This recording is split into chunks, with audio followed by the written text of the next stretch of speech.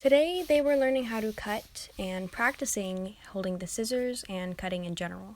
This is Levi and Mrs. Becky, and the rest of the kids are on the other side of the classroom so that I didn't get them in the video. So I'm going to just let it play for a bit, and then I will begin explaining why I could see myself in this career. Oh, you ready? Hold on. Wait.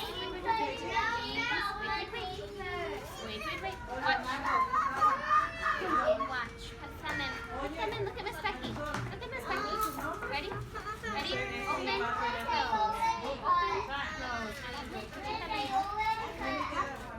How are you going to cut the paper? How are you going to cut the lines? Let me show you. How are we going to cut the lines? Becky, look at it. I could see myself being a special education teacher now anyway. Before, I really couldn't see myself being in that career. I just kind of picked the competition because it interested me, and I had never really had any insight onto what a special education teacher did. And I thought it was just an interesting topic. And then after observing Mrs. Becky and the other teachers in the classroom and the classroom next door, I really got to see what they did and how they interacted with the students and how the students interacted with them. I thought it was so interesting how all the kids, every single one of them, came up to Mrs. Becky and asked her if she liked how they cut or they liked their drawing or stuff like that, and she couldn't really stay and watch, and I had to cut out the pieces where the kids didn't get in the video. But I can see now that a special education teacher is a path that I would be okay with taking. I would gladly become a special education teacher now that I know what they do and how much they interact with the kids and how much they help them.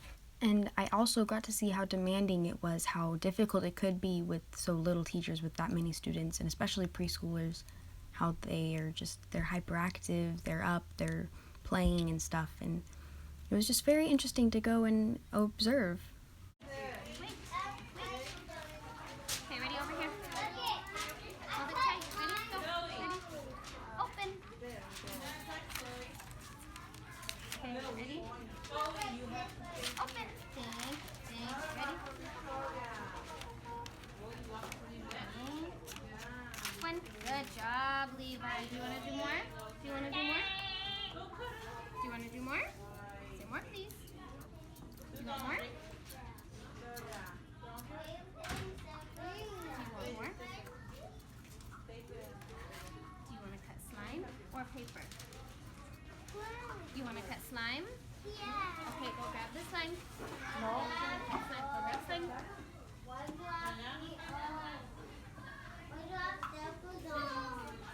Oh, you can practice cutting the slime. Teacher, look, the baby cut out the end. It's too small now. It's too small now. Miss Becky, I couldn't mine small enough. Oh, you made yours small enough? I made it. What? What? I'm done.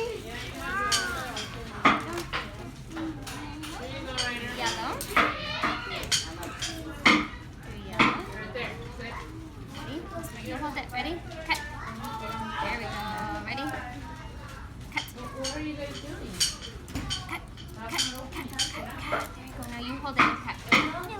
Yeah, you. It's sticky. It's for you to cut. Ready? Roll. Roll. I did You did it. mine. Ready? Now cut. Roll. Use your scissors. Ready? Take your scissors and cut. I'm done. Take the blue scissors and cut. I'm Just watch Miss Becky. Ready? My job responsibilities, I would say overall my responsibilities are just to keep the kids safe. And then, that's my overall goal. But my digging deeper, I have to do lesson planning, I have to do IEPs, I have to modify instruction, differentiate instruction.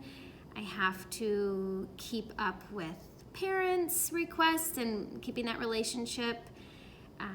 Make sure all the toys are clean. I have all the centers ready. Our jobs could really go on and on and on and on and on. Lesson plan appropriately and just make sure each kid is getting the individual attention and having their needs met so that way we can keep thriving in the classroom. And then Your challenges. I would say the biggest challenge is just making sure that all of the kids are having their needs met. I know that sometimes, especially in an inclusion setting, it is really hard because we have so much focus goes to that. Like, I have 80% kids with special needs. So the kids who are typically developing, we have to remember that they still need our support too, and that our focus just isn't on meeting the IEP goals and helping those kids where they, their needs may look greater than those kids who are typically developing, but making sure that we're not forgetting about those other kiddos. Yeah. And making sure that we're creating an environment that all the kids can thrive in. I think here, because we have an open concept with the 2 preschool rooms, that I don't know if you noticed, but there's no wall between them. So one of the greatest challenges is our kids who have sensory processing disorder and who have autism. Not only are they getting all that intake from in our classroom, but they're also getting it from the other classroom. Yeah. And there's always people coming and going, since this is a learning lab, so we have volunteers all the time. We had like 30 high schoolers here today that just popped in to interact with the kids, and so you could see kind of like the fear on some of those kids' face because it's a change in their routine, and it's just a lot of sensory overload here. Yeah. So that's a huge challenge, trying to help these kids not get overwhelmed in those situations, because any day, 30 people could walk in and they would have to be able to self-regulate and be okay and be able to tune them out and still stay on task with what they were doing. And that's hard, I think, not even for those, and not even for those kids, but even I feel like as adults, when a bunch of people come in, you're like, who is this person? Why are they here? And so if you just intensify that for these kids who really cannot compartmentalize all that intake, it really does make it hard. Yeah. And your motivations? Oh, I feel like I have a lot of motivations. My daughter being one. I want her, she's in the classroom next door, so I want her to be able to see me and see what I do and have that directly reflect in somebody she wants to look up to and somebody who's a role model for her. And I think that creating an environment and helping these kids in my classroom, especially the kids with special needs, it makes it, what are the words I'm looking for?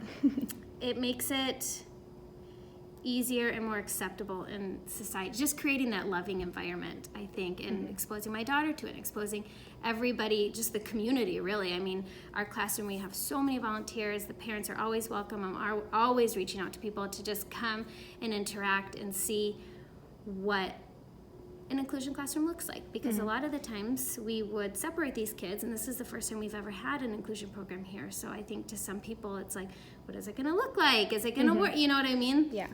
So I feel like that motivates me, and just to not fail, really. You know what I mean? I think that's huge, is not to let the kids down, not to let the parents down, and just really make this new model successful, if that makes sense.